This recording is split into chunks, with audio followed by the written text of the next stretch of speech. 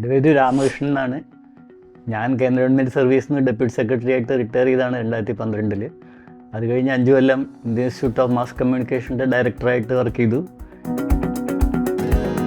പിന്നെ തൃശ്ശൂർ സെറ്റിലാവാൻ തീരുമാനിച്ചപ്പോൾ നമുക്ക് പല പ്രോജക്റ്റ് നോക്കി കഴിഞ്ഞപ്പോൾ കാര്യമായിട്ട് ഹൈ ലൈഫിൻ്റെ ഈ പ്രോജക്റ്റ് സെലക്ട് ചെയ്യാൻ കാരണം ഇവിടുത്തെ ഒരു ലൊക്കേഷണൽ അഡ്വാൻറ്റേജ് ആണ്. ഇത് നമ്മൾ മെയിൻ റോഡിൻ്റെ ഇത്ര അടുത്താണെങ്കിലും ട്രാഫിക്കിൻ്റെയോ അങ്ങനെ ശബ്ദമോ ബഹളമൊന്നുമില്ല. വളരെ ശാന്തമായ സ്ഥലമാണ്. അതുമാതിരി കുറേ ഗ്രീൻ ഏരിയയാണ്. ഇനിയിപ്പോൾ അടുത്തുള്ളത് തന്നെ അമ്പലം എഞ്ചിനീയറിംഗ് കോളേജ് അങ്ങനെയുള്ള പല ഇൻസ്റ്റിറ്റ്യൂഷണൽ ഏരിയ ആയതുകൊണ്ട് ഇവിടെ വലിയൊരു കോൺക്രീറ്റ് ജംഗിളാവാൻ അടുത്ത കാലത്തൊന്നും സാധ്യതയില്ല എന്ന് തോന്നിയതുകൊണ്ടാണ്. ഇപ്പോഴും ആ ശാന്തതയും ഇതൊക്കെ മെയിൻറ്റെയിൻ ചെയ്ത് പോകുന്നുണ്ട്. ഒരു 10 കൊല്ലം മുമ്പാണ് ഇവിടെ നമുക്ക് അലോട്ട്മെൻറ്റ് കിട്ടിയത്.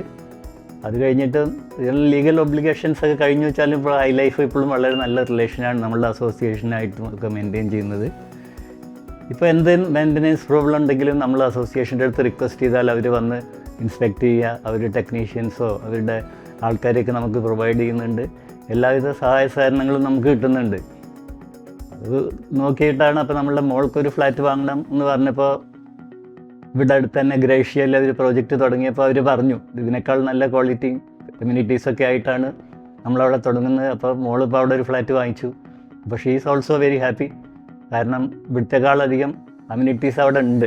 എനിക്ക് ഇവിടെ ഇഷ്ടപ്പെടാൻ കാരണം ഇവിടുത്തെ ലൊക്കാലിറ്റി നല്ല പീസ്ഫുള്ളായിട്ടുള്ള ഇതാണ്. പിന്നെ അമ്പലം അടുത്തുണ്ട്, ഹോസ്പിറ്റൽസ് അടുത്തുണ്ട്. പിന്നെ ഈ ഹൈ ലൈഫുകാർ നമ്മളെല്ലാ കാര്യത്തിലും എന്ത് പ്രശ്നം വന്നാലും അവർ സപ്പോർട്ട് ചെയ്യാറുണ്ട്.